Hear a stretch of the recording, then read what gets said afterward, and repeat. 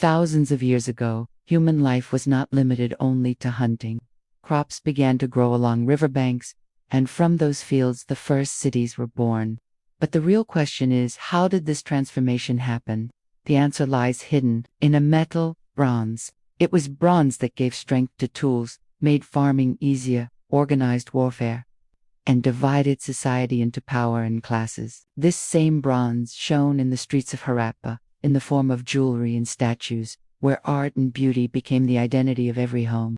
The same bronze reached the tombs of Egyptian pharaohs and was offered in the temples of China in the name of gods.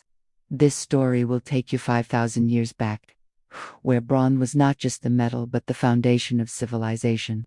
So watch this mysterious journey till the end, because ahead you will receive a wonderful gift. And if you like deeply researched documentaries like this, do subscribe to the channel, because we work day and night to bring such stories to life. The year was 1920. On the scorching sands of Iraq, a group of laborers was removing layers of soil with their spades and shovels.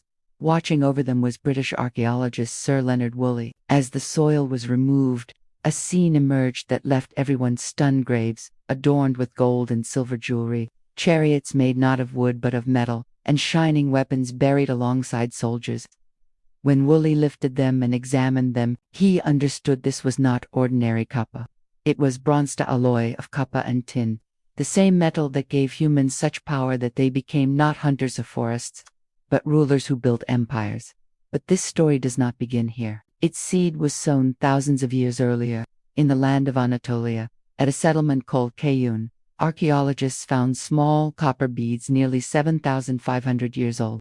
These were not just beads, but moments when humans first moved beyond stone and bone and touched the shine of metal. Then, around 3300 BCE, in a furnace in Mesopotamia, a craftsman accidentally mixed tin with copper. When that alloy came out of the furnace, its shine and hardness changed history. This was the first bronze alloy that turned the direction of human civilization. But its true power was not limited only to tools or weapons. It gave humans the courage to rise from villages and move toward cities, and from there began a new chapter of human civilization. Around 3000 BCE, in different corners of the earth, humans saw a new the glow of bronze. Cities settled along rivers slowly began to shine. On Mesopotamian land, cities like Uruk and Ur appeared on the world map for the first time. Tall ziggurat temples, crowded markets, and cities surrounded by strong walls, these became the identity of an era when bronze tools and new technologies turned construction into an art. This was the beginning of true urban civilization. Meanwhile, in Egypt, pharaohs were building sky-touching pyramids to make their names immortal. The miracle of cutting, transporting, and assembling massive stones was possible only because of bronze tools. In China's Shang dynasty, massive bronze vessels, statues, and royal symbols were being cast, proof of power and faith. The carvings on these artifacts were so fine that every line seemed to speak to the gods, whether it was the scorching sands of West Asia, the pyramids standing amid Egyptian deserts, or ancient Chinese palaces everywhere. Bronze taught that cities are built not only from bricks and soil, but from metal and the shine of intellect. So far, you have seen how bronze gave birth to Mesopotamia, raised Egypt, and empowered China. But the question arises, was this story limited only to those places, or did this shine exist in the soil of our own land, the Indian subcontinent as well? In 1921, in Punjab, Pakistan's Montgomery district, Indian archaeologist D. Ramsoni was excavating. Beneath the soil, the walls of an ancient city began to appear. It was Harappa. The very next year, in 1922, in Sinslarkhana district, Rakhigarhi Banerjee discovered another mystery, another massive city sleeping beneath the soil, Mohenjo-Daro. These discoveries were further advanced by John Marshall, Director General of the British Archaeological Survey, who announced to the world that the land of India, too, had an urban civilization as ancient as Mesopotamia or Egypt. History, for the first time, gave India a new identity as part of the Bronze Age. The famous dancing girl statue, only 10 centimeters tall, yet so lifelike that its posture seems alive, made using the less wax method. It remains the pride of Indian bronze art even today. The bangles on her arms, the flexibility of her body, and the confidence on her face showed that this was no ordinary creation. It was testimony to the craftsmen of that era, who were far ahead of the world in technology and aesthetics. But friends, Harappa's soil did not yield only statues. There was something more, something that still makes historians think. Bronze tools, mirrors, jewelry, and toises were not just objects. They were the heartbeat of life in that era. They show how deeply this metal had entered everyday human life. Its impact was not limited to cities, but spread to villages and towns as well. Thousands of bronze and copper tools found in excavations in Uttar Pradesh and Rajasthan called the Copper Hoard. Culture testified that the glow of civilization burned not only in cities but also in rural land. Historian Stuart Piggott said that the Indus Valley Civilization was impossible without bronze.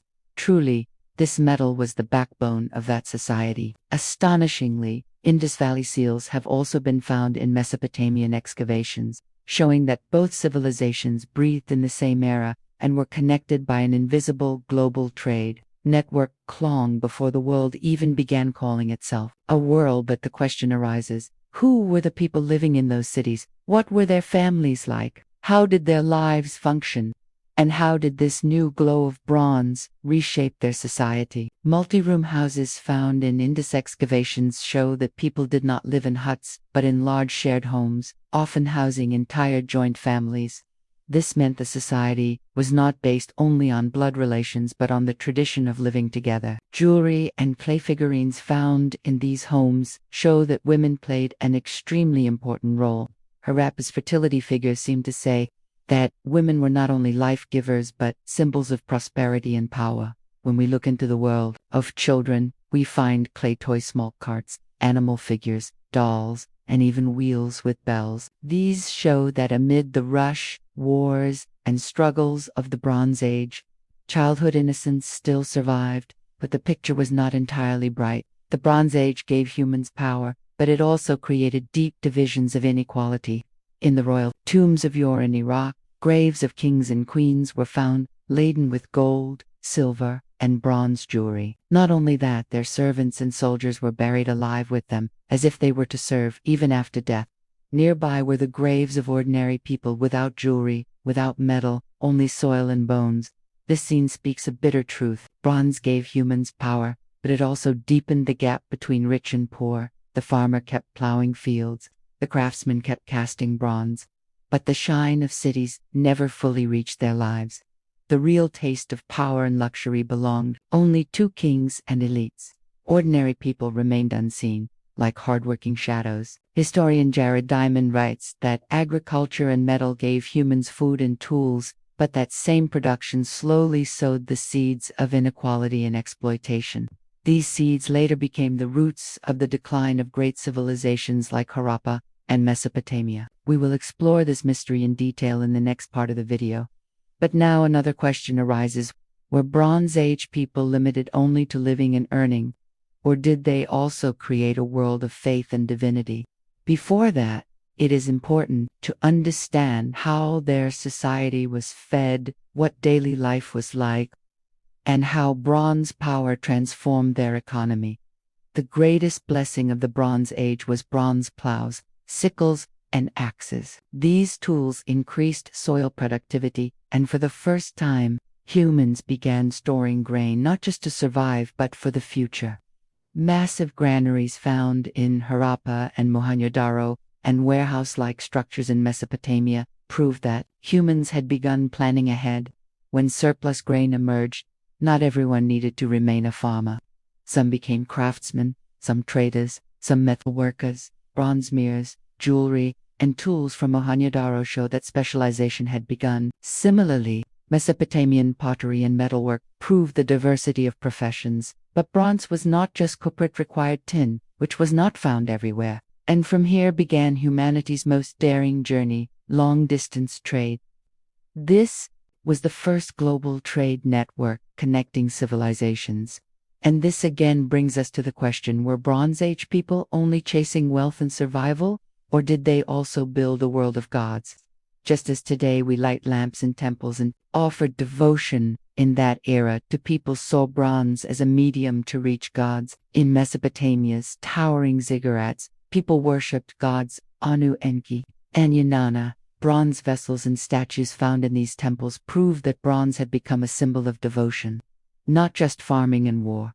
Returning to India, excavations at Harappa and Mohenjo-Daro revealed small seals and figurines. Some scholars call them Pratashiva, while others see them as fertility goddess symbols. Interestingly, Harappans likely worshipped not in grand temples but in homes and streets. Every courtyard, a small pilgrimage. In Egypt, bronze had a different meaning.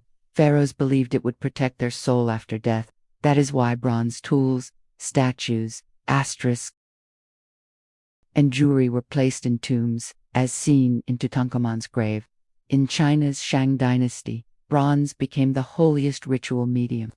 Massive bronze vessels from Anyang were used for ancestral sacrifices. But was bronze limited to worship? Or did humans also shape it into art and beauty? The dancing girl of Mohenjo-Daro still amazes the world. Only 10 centimeters tall, yet her posture and bangles make her seem ready to dance. Imagine thousands of years ago, people used bronze combs and mirrors to groom themselves.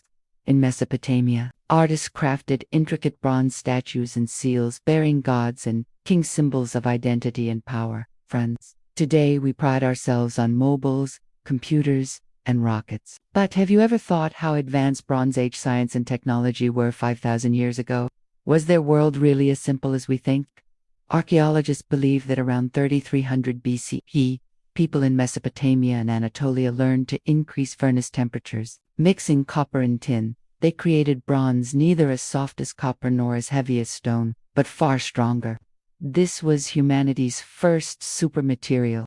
Along with it came the magical technique of lose-wax casting. Wax figures were coated with clay, heated, the wax melted out, and molten bronze filled the space, creating lifelike forms that still astonish archaeologists today. From plows to axes, swords, sickles, and arrowheads, bronze multiplied human strength. From fields to battlefields, bronze tools transformed agriculture. Plows could dig deeper, increasing grain production many times over. Harappa's granaries and Egypt's granary houses stand as silent witnesses to this prosperity. But when bronze became weapons, the world saw organized warfare for the first time. No longer tribal skirmishes, but wars of kings, empires, and armies. Bronze swords, spears, shields, and chariots, fast as lightning, changed warfare. Pharaohs too wielded this power. The Battle of Megiddo, 1457 BCE, history's first recorded battle, saw Pharaoh Thutmose III achieve victory with bronzy weapons and chariots. Europe was not untouched. Thousands of skeletons, bronze swords, and arrowheads found in Germany's Tollens Valley testify to the first large-scale battlefield. Archaeologist Thomas Terburger believes it was the largest Bronze Age conflict in the Indus Valley. Large wars are not evident, but defensive walls and fortifications show people were cautious of threats. Then the story turns. The same metal that lifted humans from forests to villages, villages to cities, and cities to empires became the cause of destruction. Around 1200 BCE came history's first global collapse. Cities dimmed, bronze turned to ash, and civilizations fell. Mesopotamia emptied. The Hittite Empire vanished. Mycenaean Greece faded. Burned buildings, collapsed walls, and abandoned settlements show this was no ordinary crisis. Historians disagree on the cause. Some blame the mysterious sea peoples. Others cite climate change and drought. Fields dried, trade collapsed, tin supplies vanished. Without tin, bronze disappeared. A world dependent on one metal collapsed with it. Historian Eric Klein writes that it was not the fall of one empire, but the collapse of an interconnected world. The Indus Valley declined around 1900 BCE. As rivers shifted and trade broke, Harappa's once busy streets fell silent. This was the end of the era that took humans from soil to civilization. But history never stops. The end of the Bronze Age gave birth to the Iron Age. From its ashes arose new states, Mahayana Padus among them. Magadha, which changed Indian history forever. Bronze gave human civilization, but also laid the foundation of their fall. Cities burned, empires fell, but this end became a new beginning. From the ashes of the Bronze Age rose the Iron Age, and history wrote a new chapter. Asterisk.